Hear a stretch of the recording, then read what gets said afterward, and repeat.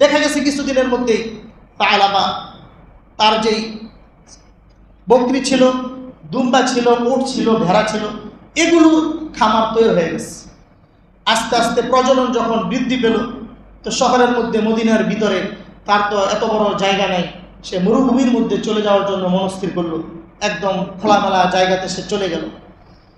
ওইখানে যাওয়ার পরে শুধু 2 ওয়াক্ত নামাজ পড়তে সে আসে, জোহরের এবং আসরের নামাজ, আর 3 ওয়াক্ত নামাজ আর মসজিদে নববীতে পড়তে আসতে পারে না। কি বলেন, ব্যস্ততা বাড়লে নামাজের সংখ্যা বাড়ে না কমে? যেই লোকটা যখন অর্থ সম্পদ কম থাকে 5 ওয়াক্ত নামাজ পড়তেছে, ওই লোকটা দেখবেন যখন একটু অর্থ সম্পদের মালিক হয়ে যায় আস্তে আস্তে তার আমল কমতে থাকে। দাড়ি লম্বা ছিল ছোট হইতে থাকে, বিভিন্ন স্টাইল ধারণ করতে থাকে। আগে লম্বা জামা পরলেও পরে আবার বিভিন্ন স্টাইলের জামা পোশাক পরা শুরু করে দেয়। আসে না এগুলা? বুঝানোর জন্য বলতেছি, ওটা ওই যুগেও ছিল, সাহাবার মধ্যে ওটা চলে আসছে। এখন 2 ওয়াক্ত আসে, 3 ওয়াক্ত আসে না, কারণ এখন আদান প্রদান করতে হয়, ব্যবসায়িক ডিল করতে হয়, বিভিন্ন কাজকর্ম বেড়ে গেছে, অনেক সম্পদ হয়ে গেছে, এখন 2 ওয়াক্তের বেশি আসতে পারে না। কিছুদিন পরে এই 2 ওয়াক্ত আর আসে না। আমাদের আমলের সাথে মিল আছে। কিছুদিন পরে 2 ওয়াক্ত আসে না, শুধু জুমার নামাজে আসে। কিছুদিন পরে দেখা গেছে জুমার নামাজও আর আসে না। রাসূল সাল্লাল্লাহু আলাইহি ওয়াসাল্লাম জিজ্ঞাসা করলেন সাহাবীদেরকে যে আইনা সালাবা, সালাবা কোথায়? তো সাহাবায়ে কেরাম রাদিয়াল্লাহু তাআলা আনহুম বললেন, ইয়া রাসূলুল্লাহ, সালাবার তো এই পরিমাণ সম্পদ হয়েছে যে এগুলো মেনটেন করতে করতে সে নামাজের আর সময়ই পায় না। এখন তার এলাকায় তার নিজ যেখানে তার বাসস্থান ওইখানে সে নামাজ পড়ে কিনা সেটা তো জানি না, তবে মসজিদে তাকে দেখি না। রাসূল করিম সাল্লাল্লাহু আলাইহি ওয়াসাল্লাম তিনি একটু আফসোস প্রকাশ করলেন, ইজহার করলেন, আমি তোমাকে তো আগেই বলেছিলাম সালাবা যে তুমি অর্থ সম্পদ চেও না। আল্লাহ রাব্বুল আলামিনের পক্ষ থেকে আয়াত নাজিল হলো। আল্লাহ রাব্বুল আলামিন বলেন, খুয মিন আমওয়ালিহিম সাদাকাতান তুতাহহিরুহুম ওয়া তুযাক্কিহিম বিহা ওয়া সাল্লি আলাইহিম। আল্লাহ রাব্বুল আলামিনের পক্ষ থেকে জানিয়ে দেওয়া হলো, ইয়া রাসূলুল্লাহ, আপনার যে সমস্ত লোকগুলো তারা সম্পদশালী আছে তাদের পক্ষ থেকে যাকাত উত্তোলন করে গরিব অসহায় মিসকিন যারা আছে তাদের মধ্যে বন্টন করে দেন। যারা গরিব অসহায় তাদেরকে বন্টন করবেন। কাদের মাল? যারা বড় লোক আছে, বিত্তবান আছে, তাদের কাছ থেকে সম্পদের। তো সাহাবায়ে কেরাম রাদিয়াল্লাহু তাআলা আনহুদের একটা টিম বানানো হলো। মদিনার মধ্যে যারা বড় লোক, যারা পয়সাওয়ালা, তাদের লিস্ট করা হলো, তাদের কাছে পাঠানো হলো। লম্বা ঘটনা, এক একজনের কাছে গিয়েছে, তারা বলেছে আমরা তো আগে থেকে জানতাম না কিভাবে যাকাত দিতে হয়। রাসূল সাল্লাল্লাহু আলাইহি ওয়াসাল্লাম যেভাবে বলেছেন, আমার পাল থেকে উত্তম উৎকৃষ্ট মানের একটা বকরি নিয়ে যাও, একটা উট নিয়ে যাও, এভাবে দেওয়া শুরু করলেন। কিন্তু ওই যে সালাবা, ওই সালাবার কাছে যখন গেলেন, ওইখানে যাওয়ার পরে সে তালবাহানা শুরু করে দেয়। তালবাহানা শুরু করলো। সে বলতেছে, এটা তো দেখা যায় ওই কাফেররা মুসলমান রাষ্ট্রে বসবাস করলে যেমন জিজিয়া দেওয়া লাগে, কর দেওয়া লাগে, এটা তো দেখা যায় রাসূল আমাদের উপর কর আরোপ করছে। নাউজুবিল্লাহ বলেন, এটা তো কর আরোপের মতো হয়ে গেল। মানে টালবাহানা শুরু করে দিছে। আমাদের সমাজের মধ্যেও আছে এরকম, টালবাহানা শুরু করে দেয় যে এত টাকা কেমনে দিব, এত টাকা দেওয়া লাগে না, অল্প দিলেই হয়। 1 কোটি টাকার মালিক অন্তত পক্ষে তাকে কত টাকা যাকাত দিতে হবে বলেন তো? 2.5 লক্ষ টাকা। কিন্তু 50,000 বা 1 লাখ 1.5 লাখ টাকা দেয় এবং ডোল বাইরায় এলাকার মধ্যে সমস্ত মানুষের জানান দিয়া, মানুষ যাতা ঠেলা খাইয়া তারপরে তার যাকাত গ্রহণ করা লাগে। এরপরে বিধিকিচ্ছা যদি পত্রিকার মধ্যে উঠে, পরের বার তার আরো আগ্রহ বেড়ে যায়। সে বলতেছে যে সামনে আরো বেশি বিল জমানোর ব্যবস্থা করতে হবে, তাহলে আমি আরো ভাইরাল হতে পারবো। এই সমস্ত যাকাত কিন্তু আল্লাহ তাআলার কাছে গ্রহণযোগ্য না। এই ঘটনা দিয়েও তাই বোঝা যায়। ওই সালাবার কাছে যাওয়ার পরে টালবাহানা শুরু করছে। রাসূল করিম সাল্লাল্লাহু আলাইহি ওয়াসাল্লামের কাছে যখন চলে আসছেন, আসার পরে রিপোর্ট দেওয়ার পরে রাসূল সাল্লাল্লাহু আলাইহি ওয়াসাল্লাম মনে মনে কষ্ট পাইলেন। আল্লাহ তাআলার পক্ষ থেকে আয়াত নাজিল হইল, ওয়ামিনহুম মান আহাদাল্লাহা লাইন আতানা মিন ফাদলিহি লানাসাদ্দাকান্না ওয়া লানাকুনান্না মিনাস সালিহিন। আল্লাহর অনেক নিয়ামত আছে যেগুলো আমরা আল্লাহ তাআলার কাছে চাই নাই, তারপর আল্লাহ তাআলা আমাদেরকে দিয়ে দিয়েছে। কি বলেন, আছে না? আরে পুরো বডিটাই তো আল্লাহ তাআলার কাছে তো কোনোদিন আমরা দরখাস্ত করিনি যে আল্লাহ আমার নাকটা জায়গা মতো ফিট করে দিন, আমার কিডনি 2টে সচল রাখেন, আমার মাথাটা ঠিক রেখে আমার চেহারাটা এরকম কইলেন, কোনো কিছুর দরখাস্ত আল্লাহ রাব্বুল আলামিনের কাছে করি নাই। আল্লাহ তাআলা নিজ ইচ্ছায় নিজ অনুগ্রহে দয়া করে মায়া করে ভালোবেসে আমাদেরকে সব কিছু সঠিক জায়গায় স্থাপন করে দিয়ে আমাদের প্রতি তিনি চূড়ান্ত পর্যায়ের অনুগ্রহ দেখাইছেন। আমরা দুনিয়ার মধ্যে এসে বিভিন্ন ধরনের মেহনত করি ভালো থাকার জন্য, অর্থ সম্পদ কামানোর জন্য। আমরা বিভিন্ন কৌশল অবলম্বন করে থাকি, কিন্তু আল্লাহ সুবহানাহু ওয়া তাআলা যদি অনুগ্রহ না করেন আমাদের কোনো চেষ্টাই সফল হবে না। যদি আল্লাহ তাআলা অনুগ্রহ করেন অল্প চেষ্টাতে আল্লাহ তাআলা সফলতা দিয়ে দিতে পারেন। তো এই জন্য আল্লাহ রাব্বুল আলামিনের যত নিয়ামত আমরা পেয়েছি সমস্ত নিয়ামতের শুকরিয়া আদায় করা দরকার। কি বলেন? সমস্ত নিয়ামতের শুকরিয়া আদায় করা চাই। এক একটা নিয়ামতের শুকরিয়া এক একভাবে হওয়া উচিত এবং হতে হবে। আল্লাহ রাব্বুল আলামিন কাউকে যদি সুস্থতার নিয়ামত দিয়ে থাকেন, ওই ব্যক্তি শুধু আলহামদুলিল্লাহ বলে দিল, বাস তার নিয়ামতের শুকরিয়া আদায় হবে না। কি বলেন? হবে না। শুধু আলহামদুলিল্লাহ বলার দ্বারা নিয়ামতের পুরোপুরি শুকরিয়া আদায় হবে না, যতক্ষণ না তার ওই সুস্থতাটাকে আল্লাহ রাব্বুল আলামিনের হুকুম অনুযায়ী সে কাজে না লাগায়। ঠিক তদ্রূপভাবে কাউকে যদি আল্লাহ রাব্বুল আলামিন অর্থ সম্পদের মালিক বানান, শুধু সে বলল আলহামদুলিল্লাহ আল্লাহ তাআলা আমাকে অর্থ সম্পদের মালিক বানাইছেন, তাহলেও আমার ওই অর্থ সম্পদ প্রাপ্তির যে নিয়ামত, এই নিয়ামতের শুকরিয়া আদায় হবে না। কেন? কারণ ওই অর্থ সম্পদ কেন্দ্রিক আল্লাহ রাব্বুল আলামিনের বিশেষ নির্দেশনা আছে না নাই? আছে। আমি গত সপ্তাহে আলোচনা শুরু করেছিলাম যাকাতের ব্যাপারে। বান্দার যারা দুর্বল শ্রেণী আছে তাদের হক আছে ধনীদের সম্পদের মধ্যে। এটা আল্লাহ রাব্বুল আলামিন কোরআনে কারীমের মধ্যেই বলেছেন যে যারা ধনী আছেন, যারা সক্ষম ব্যক্তি, যারা সাহেবে নেশাব, তাদের অর্থের মধ্যে, তাদের সম্পদের মধ্যে গরিব মিসকিন অসহায়, যাদের বাড়িঘর নাই, চালচুলা নাই, ইনকাম নাই, ওই সমস্ত মানুষের হক আল্লাহ তাআলা রেখে দিয়েছেন। তো গত সপ্তাহে আলোচনা শুরু করেছিলাম, সে প্রসঙ্গে কিছু আলোচনা করার জন্য চেষ্টা করব। তো আল্লাহ রাব্বুল আলামিন যে অর্থ সম্পদ দিয়েছেন যাদেরকে, এই জিনিসটা আমাদের মাথার মধ্যে রাখতে হবে যে আমার বুদ্ধির কারণে, আমার মেধার কারণে, আমার কৌশলের কারণে আল্লাহ তাআলা আমাকে দিয়েছেন এরকম না, বরং আল্লাহ তাআলা যার প্রতি অনুগ্রহ করেছেন তাকেই আল্লাহ তাআলা ধন সম্পদ দান করেছেন। কি বলেন? অসংখ্য মানুষ এরকম আছে যে যারা অনেক বুদ্ধিমান, তারা ওভার ব্রিজের উপরে বসবাস করে, আছে না? আপনি বস্তির মধ্যে খোঁজ খবর নিয়ে দেখেন, আমার চেয়ে, আপনার চেয়ে, আপনি যে কোটিপতি, আপনার চেয়ে অনেক বড় বুদ্ধিমান সে, কিন্তু তার চালচুলা বলতে কিছু নাই, সে বস্তিতে বসবাস করতেছে, আছে না নাই? আল্লাহ রাব্বুল আলামিনও সেটা বলেছেন যে আমি যে তোমাদেরকে অর্থ সম্পদ দান করে থাকি, এগুলোকে তোমরা যেন এটা মনে না করো যে এটা আমার নিজের হাতের কামাই বা আমি আমার বুদ্ধি দ্বারা, আমার কৌশলের মাধ্যমে, আমার চেষ্টার মাধ্যমে আমি এটাকে অর্জন করেছি, এটা মনে করবা না। বরং সবসময় মাথার মধ্যে রাখবা এটা মিন ফাদলি রব্বি, আল্লাহ রাব্বুল আলামিনের পক্ষ থেকে আমাকে এটা দেওয়া হয়েছে। যদি এই জিনিসটা তোমার মাথার মধ্যে থাকে, তাহলে আল্লাহ তাআলার হুকুম অনুযায়ী ওই সম্পদটা তুমি খরচ করতে পারবে। আর যদি মনে করো যে এটা আমার নিজের, তাহলে তোমার দ্বারা সম্ভব হবে না।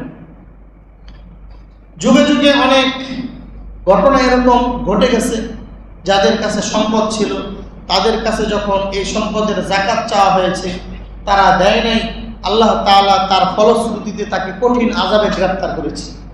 কারণ এটা নিয়ামত কার? আল্লাহ রাব্বুল আলামিনের। আল্লাহ তাআলা স্পষ্টই তো কোরআন কারীমের মধ্যে বলেছেন, লাইন শাকারতুম লাযীদান্নাকুম ওয়া লাইন কাফারতুম ইন্না আযাবি লাশাদীদ।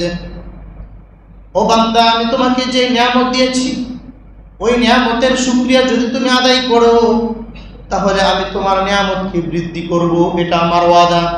ওয়ালা ইন কাফারতুম, আর যদি অস্বীকার করো, তুমি যদি আমার নিয়ামত পাওয়ার পরেও ভাবটা এরকম দেখাও এটা তোমার কামাইয়ের দ্বারাই হয়েছে, এটা তোমার বাপ রেখে গেছে এই জন্য তুমি সম্পদশালী হয়ে গেছো, এটা তোমার ব্যবসার কারণেই হয়েছে, এরকম যদি তোমার ধারণা থাকে, মনে রেখো এই ধারণার কারণে তুমি যদি আমার হুকুম লঙ্ঘন করো, এই নিয়ামতের শুকরিয়া আদায় না করো, এই মালের যদি সঠিক ব্যবহার তুমি না করো, ইন্না আযাবি লাশাদীদ, আমার আযাব অত্যন্ত কঠোর।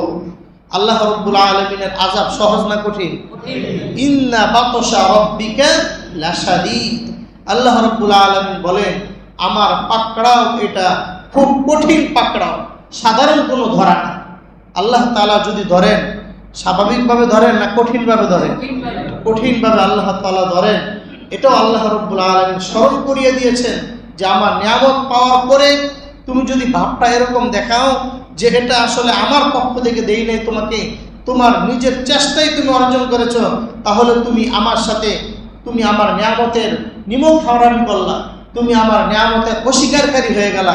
এই জন্য তোমার শাস্তি হলো তোমাকে কঠিন আযাবে আমি গ্রেফতার করব। এবং আল্লাহ রাব্বুল আলামিন অসংখ্য ঘটনা দুনিয়ার মধ্যে ঘটিয়ে দিয়ে এটা দেখাই দিয়েছেন যে যখন অস্বীকার করেছে আল্লাহ তাআলা তাকে কঠিনভাবে গ্রেফতার করেছে। রাসূল করিম সাল্লাল্লাহু আলাইহি ওয়াসাল্লামের যুগে এরকম ঘটনা আছে। রাসূল করিম সাল্লাল্লাহু আলাইহি ওয়াসাল্লাম তিনি একদিন বসা আছেন, একজন লোক এসে রাসূল করিম সাল্লাল্লাহু আলাইহি ওয়াসাল্লামের কাছে এসে বলতেছে, ইয়া রাসূলুল্লাহ উদউল্লাহ লি, আপনি আল্লাহ রাব্বুল আলামিনের কাছে আমার জন্য একটু দোয়া করেন। কি দোয়া? যেন আমি অনেক বড় সম্পদশালী হয়ে যেতে পারি।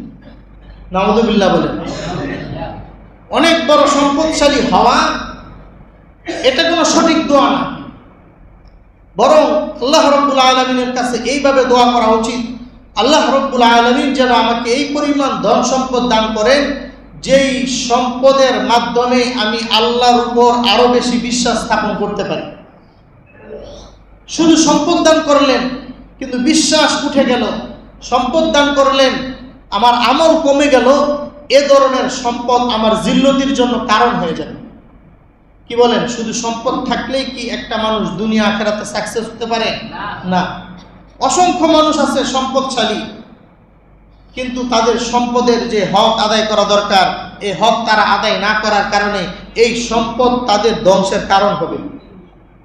কোরআনে কারীম তাই বলে, ওই সম্পদ যদি সঠিকভাবে ইস্তেমাল না করে এটা তাদের ধ্বংসের কারণ হবে।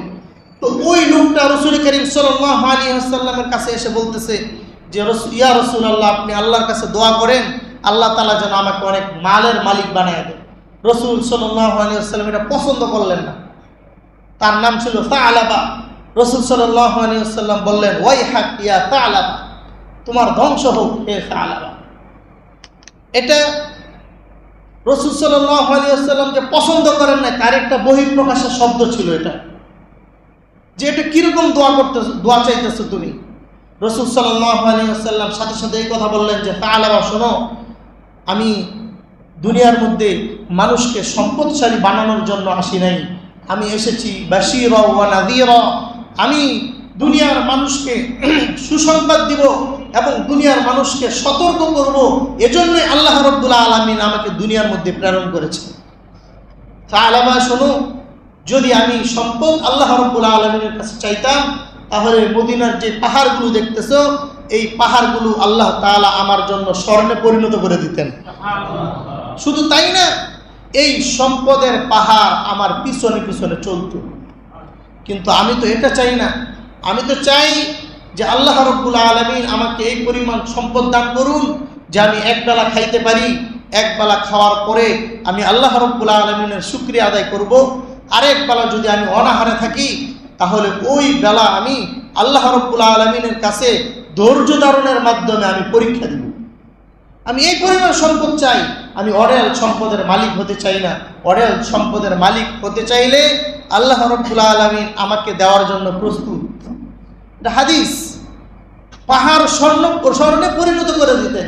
কিন্তু রাসূল সাল্লাল্লাহু আলাইহি ওয়াসাল্লাম তাকে বুঝানোর পরেও বারবার তার একটা আকাঙ্ক্ষা যে আল্লাহর কাছে বলেন না, দেখেন আল্লাহ আমার সম্পদ দিলে আমি আল্লাহর হুকুম পালন করতে পারি কিনা, আমি গরিব অসহায়দের পাশে দাঁড়াবো, তাদেরকে আমি বিভিন্নভাবে সহযোগিতা করব, বিধবাদের খেদমত করব, গরিব মিসকিন যারা আছে তাদেরকে আমি বাড়িঘর অন্ন বস্ত্রের ব্যবস্থা করব, বিভিন্ন দিক তুলে ধরে রসুলের কাছে দোয়া করাইলেন। আল্লাহ রাব্বুল আলামিনও ঘটনা ঘটাবেন, রাসূল সাল্লাল্লাহু আলাইহি ওয়াসাল্লামের সামনে দৃষ্টান্ত হয়ে থাকবে, উম্মতের জন্য শিক্ষণীয় হয়ে থাকবে। এই জন্য রাসূল সাল্লাল্লাহু আলাইহি ওয়াসাল্লাম আল্লাহ তাআলার কাছে দোয়া করলেন যে আল্লাহ এই সাআলাবার অর্থ সম্পদের মধ্যে আপনি বরকত দেন, আপনি এর মধ্যে বৃদ্ধি দান করেন।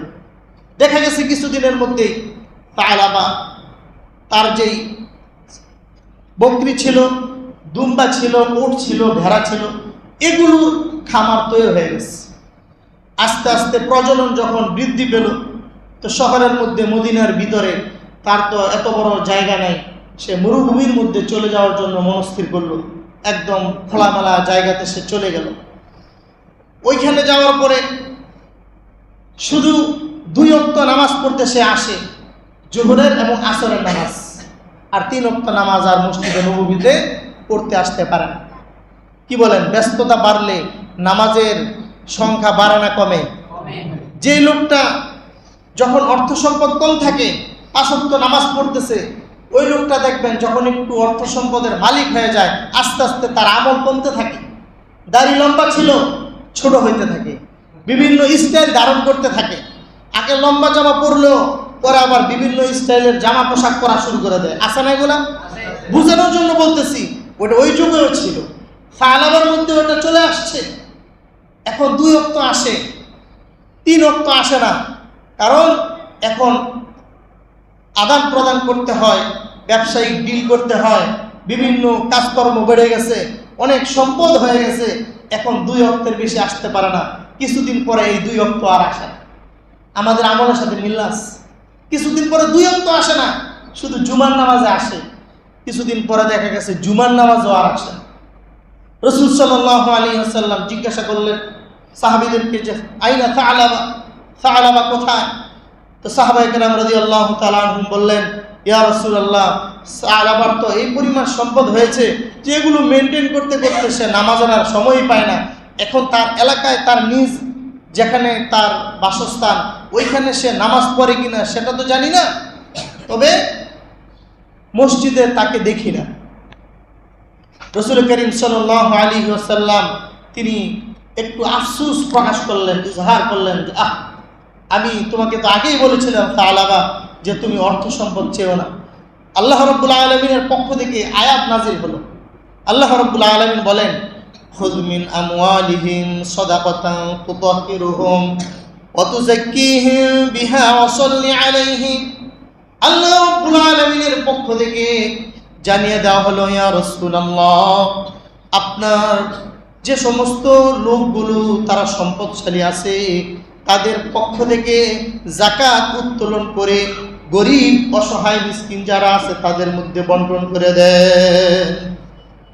যারা গরিব অসহায় তাদেরকে বন্টন করবেন। কাদের মাল? যারা বড় লোক আছে, বিত্তবান আছে, তাদের কাছ থেকে সম্পদের। তো সাহাবায়ে কেরাম রাদিয়াল্লাহু তাআলা আনহুদের একটা টিম বানানো হলো। মদিনার মধ্যে যারা বড় লোক, যারা পয়সাওয়ালা, তাদের লিস্ট করা হলো, তাদের কাছে পাঠানো হলো।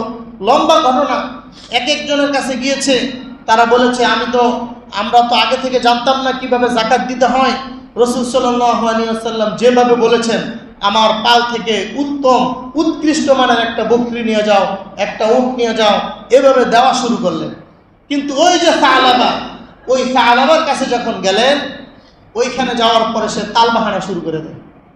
তালবাহানা শুরু করলো, সে বলতেছে এটা তো দেখা যায় ওই কাফেররা মুসলমান রাষ্ট্রে বসবাস করলে যেমন জিজিয়া দেওয়া লাগে, কর দেওয়া লাগে, এটা তো দেখা যায় রাসূল আমাদের উপর কর আরোপ করছে। নাউজুবিল্লাহ বলেন, এটা তো কর আরোপের মতো হয়ে গেল। মানে টাল বাহানা শুরু করে দিছে। আমাদের সমাজের মধ্যেও আছে এরকম, টাল বাহানা শুরু করে দেয় যে এত টাকা কেমনে দিব, এত টাকা দেওয়া লাগে না, অল্প দিলেই হয়। 1 কোটি টাকার মালিক অন্তত পক্ষে তাকে কত টাকা যাকাত দিতে হবে বলেন তো? 2.5 লক্ষ টাকা। কিন্তু 50,000 বা 1 লাখ 1.5 লাখ টাকা দেয় এবং ডোল বাইরায় এলাকার মধ্যে সমস্ত মানুষের জানান দিয়া মানুষ যাতা ঠেলা খাইয়া তারপরে তার জাকাত গ্রহণ করা লাগে। এরপরে বিধিকিচ্ছা যদি পত্রিকার মধ্যে উঠে, পরের বার তার আরো আগ্রহ বেড়ে যায়। সে বলতেছে যে সামনে আরো বেশি বিল জমানোর ব্যবস্থা করতে হবে, তাহলে আমি আরো ভাইরাল হতে পারবো। এই সমস্ত জাকাত কিন্তু আল্লাহ তাআলার কাছে গ্রহণযোগ্য না। এই ঘটনা দিয়েও তাই বোঝা যায়। ওই সাহাবার কাছে যাওয়ার পরে টালবাহানা শুরু করছে। রাসূল করিম সাল্লাল্লাহু আলাইহি ওয়াসাল্লামের কাছে যখন চলে আসছেন, আসার পরে রিপোর্ট দেওয়ার পরে রাসূল সাল্লাল্লাহু আলাইহি ওয়াসাল্লাম মনে মনে কষ্ট পাইলেন। আল্লাহ তাআলার পক্ষ থেকে আয়াত নাজিল হইল, ওয়ামিনহুম মান আহাদাল্লাহা লাইন আতানা মিন ফাদলিহি লানাসাদ্দাকান্না ওয়া লানাকুনান্না মিনাস সালিহিন। আল্লাহ রাব্বুল আলামিনের পক্ষ থেকে রাসূলকে জানিয়ে দেওয়া হলো, ইয়া রাসূলুল্লাহ, অনেক মানুষ এরকম আছে যারা আপনার কাছে প্রতিজ্ঞা করে, লাইন আতানা মিন ফাদলিহি, যদি আল্লাহ তাআলার পক্ষ থেকে অনুগ্রহ করা হয়। দেখেন এখানে ফাদলুন শব্দ উল্লেখ করা হয়েছে, অনুগ্রহ, অর্থ সম্পদ দান। এটা কি আল্লাহ রাব্বুল আলামিনের পক্ষ থেকে একটা আমার জন্য অনুগ্রহ, আমার নিজের কামাইয়ের বলে না, আমার পিতা রেখে গেছেন এই জন্য আমি সম্পদশালী হয়ে গেছি, এমনও না, বরং আল্লাহ তাআলা অনুগ্রহ করেছেন বিদায় এখন আমি সম্পদের মালিক হয়েছি। আল্লাহ তাআলা বলতেছেন কিছু কিছু মানুষ এরকম আছে, তারা দোয়া এরকম কামনা করে, যদি আল্লাহ তাআলা আমাকে অর্থ সম্পদ দান করত, লানাসাদ্দাকান্না, তাহলে আমি অবশ্যই সদকা করতাম। লানাসাদ্দাকান্না, আমি যাকাত দিতাম, আমি সদকা করতাম, গরিব মিসকিনদের মধ্যে আমি দান করতাম। ওয়ালানাকুনান্না মিনাস সালিহিন, আমি একজন বুজুর্গ ব্যক্তি, সালেহ পরহেজগার ব্যক্তি হিসাবে আমি পরিণত হতাম। এ ধরনের আশা করে। কিন্তু আল্লাহ তাআলা বলতেছেন ফালাম্মা আতাহুম মিন ফাদলিহি, কিন্তু আমি যদি, আল্লাহ রাব্বুল আলামিন বলতেছেন, আমি যদি অনুগ্রহ করে তাকে অর্থ সম্পদ দান করি, বাখিলু বিহি, তখন সে কৃপণ হয়ে যায়, বখিল হয়ে যায়, সে কৃপণতার পথ অবলম্বন করে, ওয়াতাওয়াল্লাউ ওয়া হুম মুরিদুন, এবং টালবাহানা, সে বিভিন্ন পথ অবলম্বন করে যাতে না দেওয়া লাগে, বিভিন্ন পদ্ধতি সে অবলম্বন করতে চায়। এই আয়াত নাজিল করছেন রাতের বেলা। এই আয়াত নাজিল হয়েছে রাসূল সাল্লাল্লাহু আলাইহি ওয়াসাল্লামের উপর। যখন আয়াত নাজিল হয়েছে, ওই সালাবার একটা মামা সম্পর্কে রাসূলের দরবারেও ছিলেন। তিনি বুঝতে পেরেছেন যে এটা সালাবার বিরুদ্ধে হয়েছে। সাথে সাথে একটা সওয়ারি নিয়ে রাতের বেলায় সালাবার কাছে মরুভূমিতে চলে গেছে, যে বলতেছে যে তোমার ব্যাপারে তো এরকম আয়াত নাজিল হয়ে গেছে, তুমি যদি যাকাতের মাল না নিয়ে রাসূলের কাছে যাও তাহলে এটা ইতিহাস হয়ে থাকবে, কিয়ামত পর্যন্ত সমস্ত মানুষ তোমার ইতিহাস জানবে যে তুমি যাকাতের ব্যাপারে তুমি টালবাহানা করেছো। আল্লাহ রাব্বুল আলামিন তোমাকে যে সম্পদ দিয়েছে সেই সম্পদকে তুমি সঠিকভাবে ব্যবহার করো নাই, এটার জন্য তোমার যে জিল্লতি, তোমার জন্য যে অপমানজনক আল্লাহ রাব্বুল আলামিনের পক্ষ থেকে যে শাস্তির কথা এসেছে, এগুলো সারা পৃথিবীর মানুষ কিয়ামত পর্যন্ত জানবে। সুতরাং তাড়াতাড়ি একটা রাস্তা বের করো, এখান থেকে এই জিল্লতি থেকে বাঁচার জন্য, অপমান থেকে বাঁচার জন্য কি করা যায় তাড়াতাড়ি একটা পদ্ধতি অবলম্বন করো। সাথে সাথে শত শত ছাগল বকরি নিয়ে এই রাতের বেলা সালাবা রওনা দিয়ে দিচ্ছে। যখন মসজিদে নববীতে ফজরের নামাজ হলো, রাসূল করিম সাল্লাল্লাহু আলাইহি ওয়াসাল্লাম সালাম ফিরালেন। সাহাবায়ে কেরাম রাদিয়াল্লাহু তাআলা আনহুম সালামের পরে দেখতেছেন মসজিদের সামনে অসংখ্য উট, বকরি, ছাগল এগুলো সমাবেত। তো সাহাবায়ে কেরাম রাদিয়াল্লাহু তাআলা আনহুম তারা আশ্চর্যান্বিত হয়ে গেলেন। কারণ সাধারণত যখন কোনো যুদ্ধের ডাক আসতো, যুদ্ধের সময় যখন আসতো, তখন এ ধরনের সমাগম দেখা যেত, যার যে সম্পদ আছে এগুলো রাসূলের দরবারে নিয়ে আসতেন। কিন্তু আজকে কেন হলো? সাহালাবাকে দেখে রাসূল জিজ্ঞাসা করলেন, কি ব্যাপার সাহালাবা? সাহালাবা বলতেছেন, ইয়া রাসূলুল্লাহ, আমি তো এই যে যাকাতের মাল নিয়ে এসেছি, আমার যাকাত দিতে তো একটু দেরি হয়ে গেছে। রাসূল সাল্লাল্লাহু আলাইহি ওয়াসাল্লাম বলতেছেন, সাহালাবা, তুমি বড্ড দেরি করে ফেলেছো। জিবরাইল আমিন আমার কাছে এসে ওহীর মাধ্যমে জানিয়ে গেছে, আল্লাহ রাব্বুল আলামিনের সিদ্ধান্ত হলো এই সাহালাবা সে মুসলমান না, সে মুনাফিক, সে দেখাইছে মুসলমানিত্ব, আসলে তার ভিতরে ঈমান ছিল না। সে এখন যদি যাকাত নিয়েও আসে তারপর আপনি যাকাত গ্রহণ করবেন না।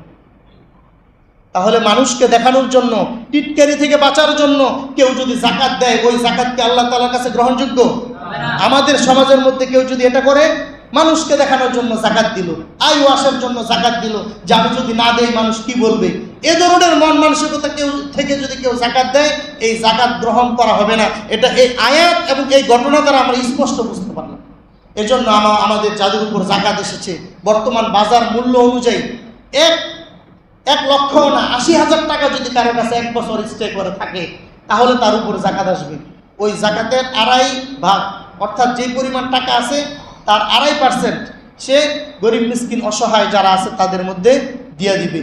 এতিমখানায় দেওয়া যেতে পারে, আমার ভাড়াটিয়া হতে পারে, আশেপাশের মানুষ হতে পারে, যাদেরকে আপনি মনে করেন যে তার কাছে জাকাত পরিমাণ টাকা নাই, সে অসহায়, তাকে আপনি জাকাত দেওয়ার মাধ্যমে আপনাকে যে আল্লাহ তাআলা অনুগ্রহ করেছেন, ওই অনুগ্রহের শুকরিয়াতান আপনি এটা দান করবেন। এটা তার প্রতি আপনি অনুগ্রহ করতেছেন না, বরং আল্লাহ রাব্বুল আলামিন আপনার মধ্যে যদি তার সম্পদটা দিয়েছেন, ওইটা আপনি তাকে দিতেছেন, তার সম্পদটা আপনি তাকে দিবেন। এটার জন্য আপনার কাছে ধর্ণা দেওয়ার কিছু নেই। যদি কেউ আসেও, তাহলে সে অনুগ্রহ করে আপনার কাছে এসেছে, আপনি তাকে সসম্মানে তাকে তার সম্পদটা আপনি বুঝিয়ে দিতে পারেন, বা আপনি যতটুকু যাকে যেই পরিমাণ দেওয়া দরকার ওটা আপনি ডিস্ট্রিবিউশন করতে পারেন। কিন্তু আল্লাহ রাব্বুল আলামিন যাকে জাকাতের নেসাব বানাইছেন, সাহেবে নেসাব বানাইছেন, তার উপর নিজ দায়িত্বে এই জাকাতটা বন্টন করা এটা অপরিহার্য, এটা দায়িত্ব তার। এই জন্য আমরা